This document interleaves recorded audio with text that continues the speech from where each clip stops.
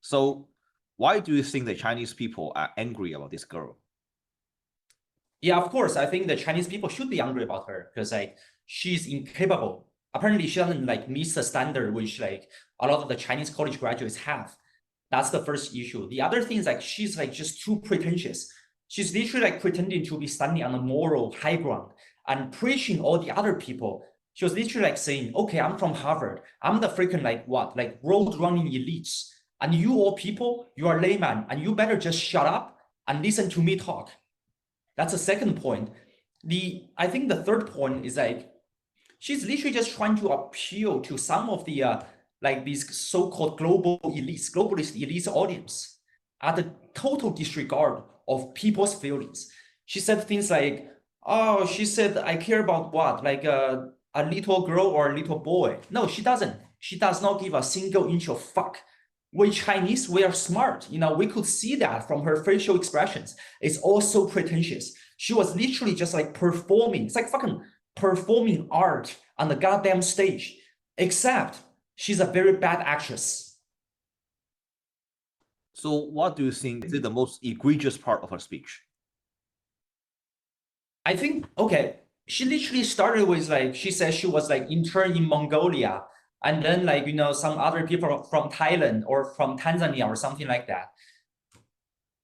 It's like out of nowhere. Like nobody could actually understand what's the contextual background of her speech. Like, especially as we Chinese, we are very practical people. We have to see, okay, what exactly are you talking about? So I think the only reason why there are people watching that video out of such a, out of such a disastrous performance, it's only because, okay, that lady's from Harvard. And I think more than that, it's not just about her speech. By the way, you actually watch the full version of her speech. It's full of nonsense. And you could see even people like sitting behind her, they were not applauding. They were literally just like, I feel like they feel awkward too, I feel like these Americans sitting in the back were also thinking, why on the earth we had this such freaking candidate, like talking about nonsense on the global stage at the Harvard University? Like, there are a bunch of very talented Chinese. There are also a bunch of very talented Americans at the Harvard campus. But out of all these tremendous people, we just do not understand why would they pick one like that. I don't know. You have to know this. I have two assumptions. First one is that the Harvard University and its establishment class, its establishment elites, wants to embarrass the Trump, saying that your crackdown on us will not matter. We will do whatever we want. We will do whatever we want, including having this, catastrophic candidate to have this speech, and people will still watch it. I think that's my first assumption. The second assumption, I think why Harvard is literally choosing this candidate to have this speech, it might be because they want to embarrass us, the Chinese. They want to say, you see, that's the performance of a Chinese international student at Harvard. But I do want to totally represent all of us Chinese to object that freaking motive or to object that motion that she literally represents the lowest standard of us Chinese. We Chinese are very talented people. We can have very fair, open debates with you Americans. But please do not pick someone like that. Do not pick a freak like that to, embarrass us. Please. If you Americans want to debate, pick me. Anytime, anywhere, any channel, any form. Let's do it. So do you think this has more to do with the content of her speech, or perhaps the way she's delivered the speech? I think two things. First of all, the content of her speech is full of random nonsense. In American terms, it's called BS. It's a big capital letter B with a big capital letter S. If you know what I mean, I think you get it. The other thing, I think what's more disgusting, I think it's both disgusting for us Chinese and also for a lot of American people, like, ordinary American people, is the way she was delivering the freaking speech. She wasn't delivering a speech. She wasn't trying to touch upon like people's true feelings. No, like instead, she was doing like I said, it's like a child drama play. She was literally just grabbing everyone's attention. Of course, I think he failed. I mean, she failed on the stage. but somehow she succeeded on the internet because she literally disgusted all of us, I think both Chinese and Americans. If you do a cross comparison, there was an ethnic Chinese at Columbia.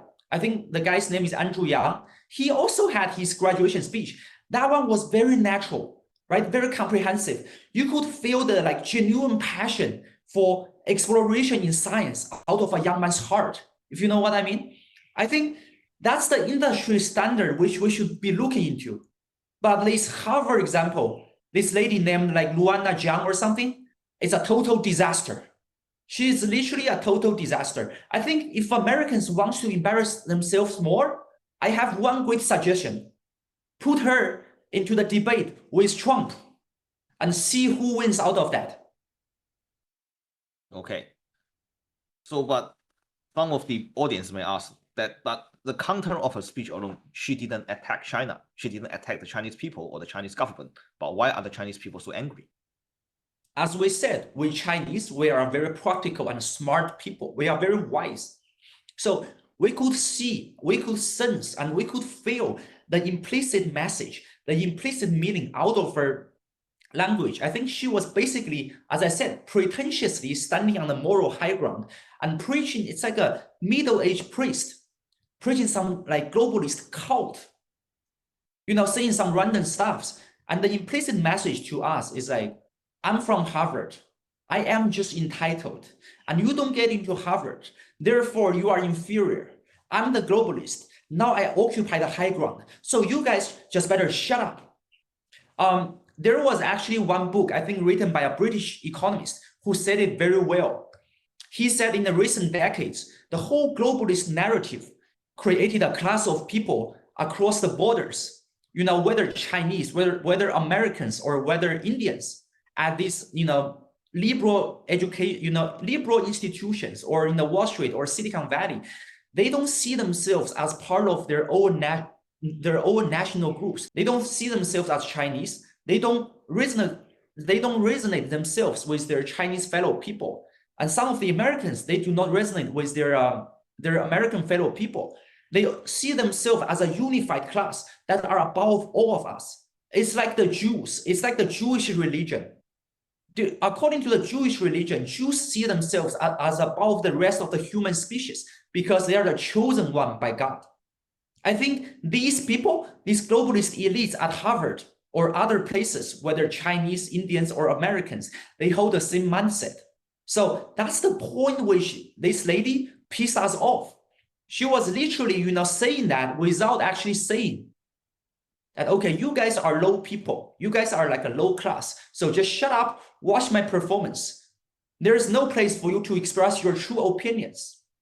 I think that's the situation here. It also connects with the entire globalist narrative. These people at Davos, they were always saying like peace and love. They were saying, everyone around the world, you should not be ideological. We should get rid of the ideology. But that is exactly their freaking ideology. Their freaking ideology is wants people to depoliticize. They want people to shut up. Even people feel that the current system is against their favor. The current system is suppressing the people. Even people feel that. They still want to use these so-called love and peace slogans to shut people up. That's the whole point here. And I think most of the Chinese people and some of the good American people are smart enough to realize that.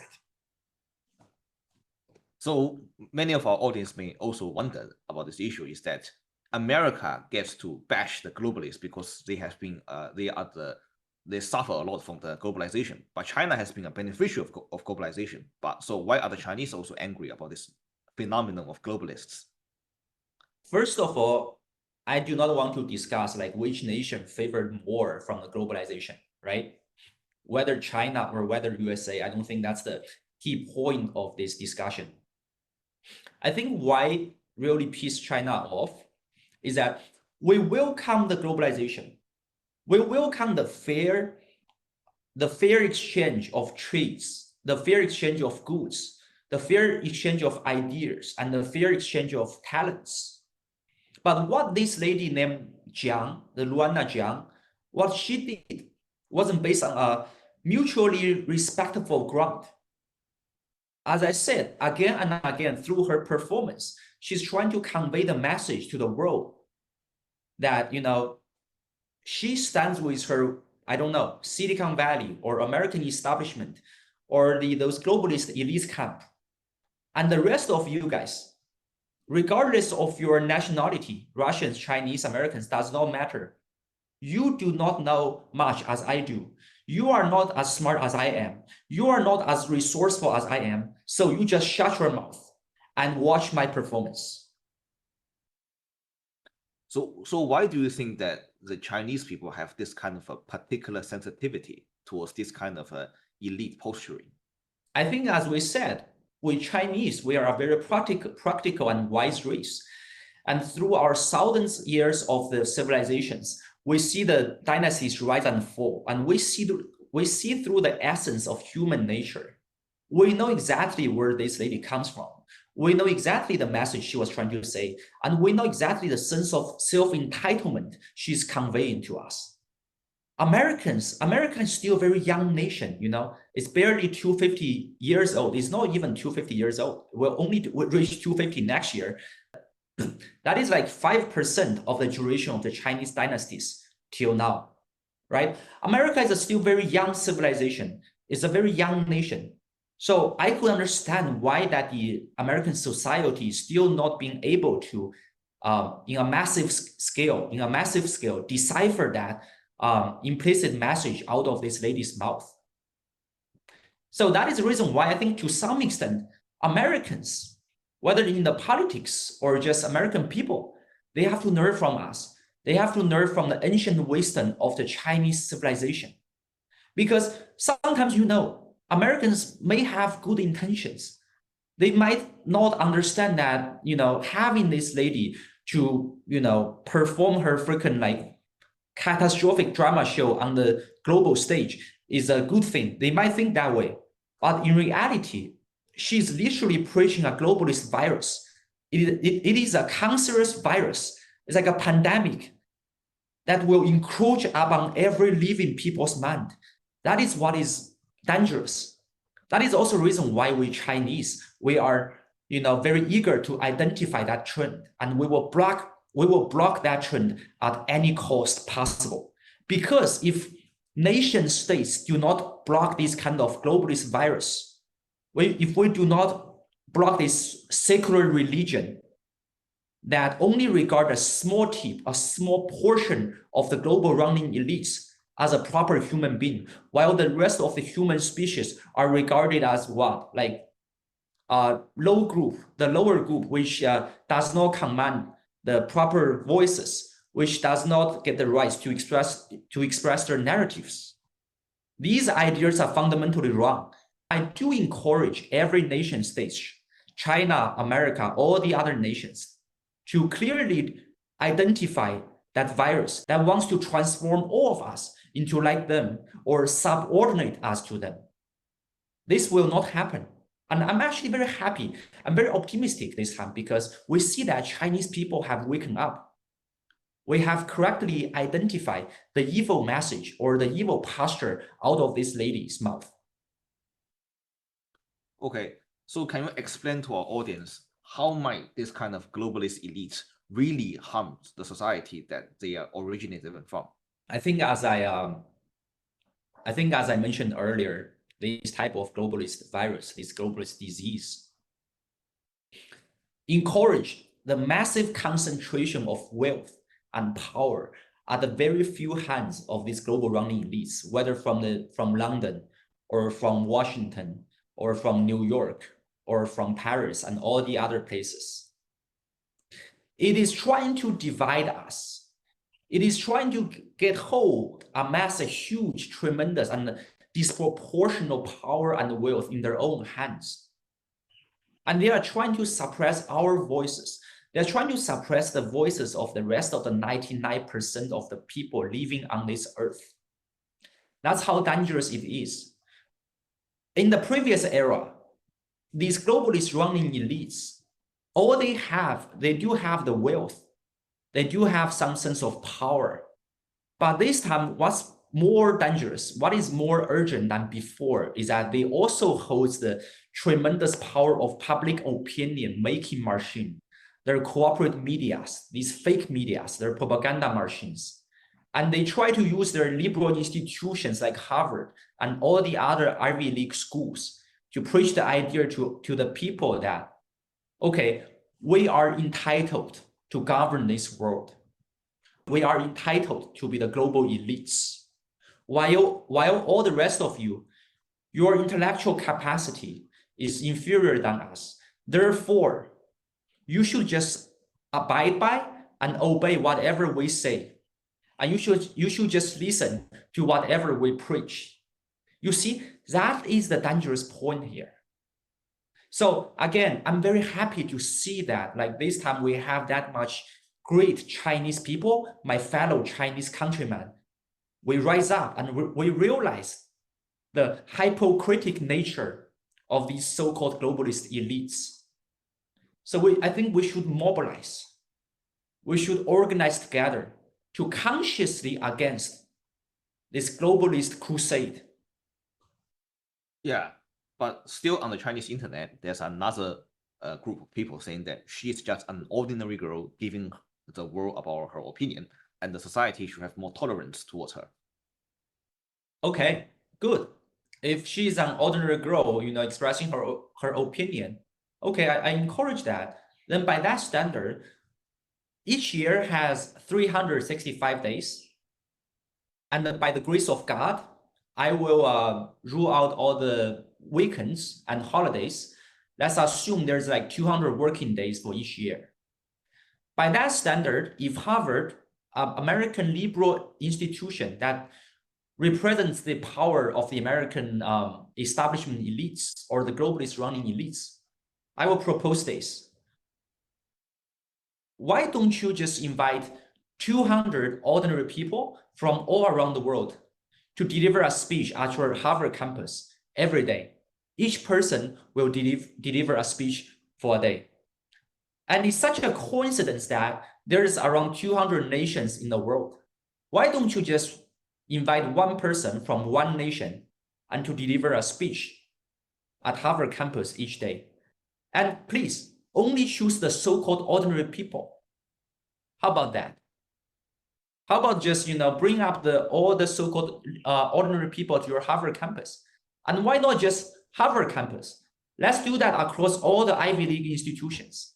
Let's do that across all the liberal-leaning American education institutions. How about that? Then we will let the global audience to judge and to see what is the criteria, what is the definition of an actual ordinary people. How about that? Do you like my idea? Yeah, I think the university across the world should all do that. So apart from that, some of the concerns raised on the Chinese internet, I'm saying this just to let our audience aware of the debate that is going on in China, is that even as her speech may be offensive to the Chinese people, but as a general rule of thumb, the Chinese people shouldn't be attacking another Chinese people. Like, we should stay united even with our diaspora. I think I explained this very well. I bet 100 USD or 100 Chinese yuan RMB with you that she does not regard herself as a Chinese. As I said, I bet she associates herself closer, not to Americans though. She associates herself closer to the Davos running elites. And I can guarantee you, I bet she was also using that drama play on the stage as an admission ticket to the Davos conference next year. So these globalist evil running elites at Davos next year will just send an invitation to her. And I bet they will come up with a session panel called the Global Young Leaders. And she suddenly become a so-called young leader. But here's the deal here. Here's the thing. If someone is called a leader, then she must be leading someone. And she must have some followers. But I'm just not sure who exactly she's leading and what type of example she's erecting and which group of interest she's representing. I think these are soul-searching questions we have to know. And we demand an answer. We deserve an answer of that. If these globalist running elites They want to play the whole world like their own zoo or their home. But I think they still have to answer to some of their constituents, which are general population like us.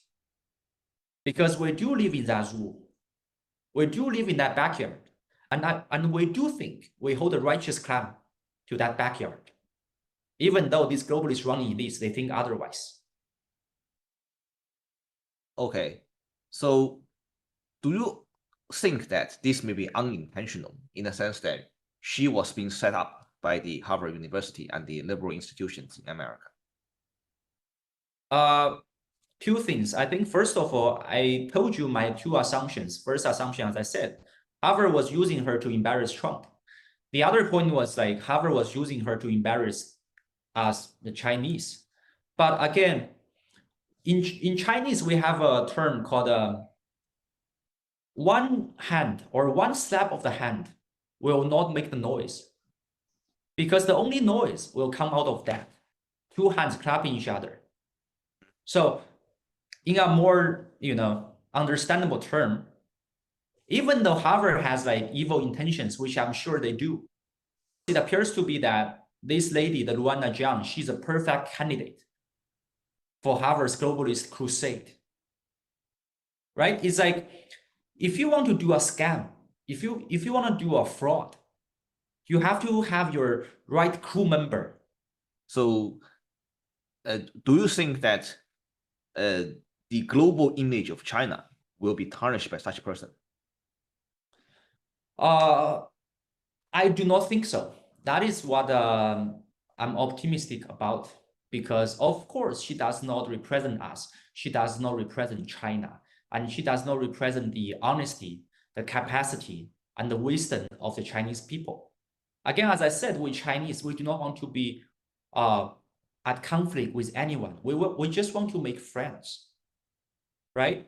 The poor performance, the dramatic show which this lady incurred on the global stage, I think it's only it has only bite herself back.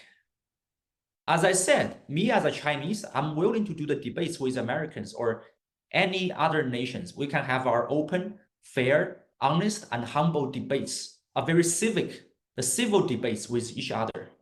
So we can understand each other better in a deep sense, not in those superficial diversity. Because the people who emphasize love and peace every day are the people least care about the love and peace in this world. Otherwise, we would not see that much conflicts around. Just look at Middle East. What's happening there? It's horrible. If these so-called global running elites, if they do care, we wouldn't be seeing these conflicts happening. We wouldn't see those children dying or suffering from a war which they never deserved. Okay, so the content of her speech is actually about healing this world, or sort of connected with this notion of global governance. So what do you think is the principal distinction of the Chinese version of global governance that China should be exporting compared to this kind of elite bragging? As I always say, I think the Chinese model of global governance should be based on the mutual respect. It should literally be based on the idea of the shared destiny of the humankind, which means right now China has all the resources, China has capacities, but China is willing to utilize, to leverage these resources and capacities to help these people in need, to help these nations in the global south, to help the nations in the developing countries, help them to upgrade their own industries, to make sure their people have better well-beings, and the world will be living in harmony and peace. That is a very ancient Chinese philosophy. Versus these Western globalist elites, their idea of the so-called globalization is pure a very aggressive intrusion upon the national sovereignty of every living people on this world. They were trying to deconstruct the local cultures, the national sovereignties of each nation, so that they could preach their idea of globalist agenda at high ground. While from an economic perspective, these globalist running elites in the Wall Street, in the Silicon Valley, or in Davos, they extract all the benefits, or they extract most of the profits of their globalist economic activities while leaving the people in the local ground. That is what they want. They want these people to be poor so they can be easily manipulated. They can be easily controlled. That is exactly what's against the principle of China's model for globalization. China's model, as I said again and again, is based on the ancient Chinese philosophy of Confucius and other, Chinese virtues. It's called harmony. Of course, there might be some leader or leading nations in this world, but the role of the leading nation is not to run, some of the political or economic crusade. It is to lend the helping hands to these weaker nations or the developing nations who are in need of the development aid, in need of the Chinese industrial capacity. That's the Chinese model. So final question, if you are given the opportunity to speak at Harvard, what will be the theme of your speech? I think will be a counter argument to people like Luana Jiang. First point I will address is the fundamental issues. It's the phenomenal issues which we are facing today, the huge income inequality, the severe consequence of the climate change. Then it's the depression of the bottom percent of the global population. That's the first point I want to address. Second, I want to propose like the structural flaws of the current world economic system, the current capitalist system that has bred all these issues, all the way from geopolitical confrontations to trade wars, tariff wars, to huge income gaps among people, and all the way to the confrontations among nations. I will point out what's the structural flaws within this system, within this globalist running system that has bred the issues which we face today. And the third point, I will point out the hypocritical nature, the transactional nature of these so-called liberal and globalists, including what Luana Jiang had preached us for that. The last point, I will offer an alternative model for the world's economy, for a balanced global economy, a balanced global social and political structure that will be beneficial to most of the people, to most of the nations, for most of the cultures in this world. We will have the harmony in this world while we will preserve the unique culture, the unique costumes of every nation, every group of people living on this earth. That will be my speech at Harvard. And one more point, that is my single voice. What I will add more is that I will encourage Harvard and all the other higher institutions to open up the debate, to open up the discussion platforms for every engaged citizens around the world, so that we could pool more ideas, more talents to make our world truly a better place, not just on paper, not just on stage, not just in those drama shows. Okay, so that will conclude the conversation of today.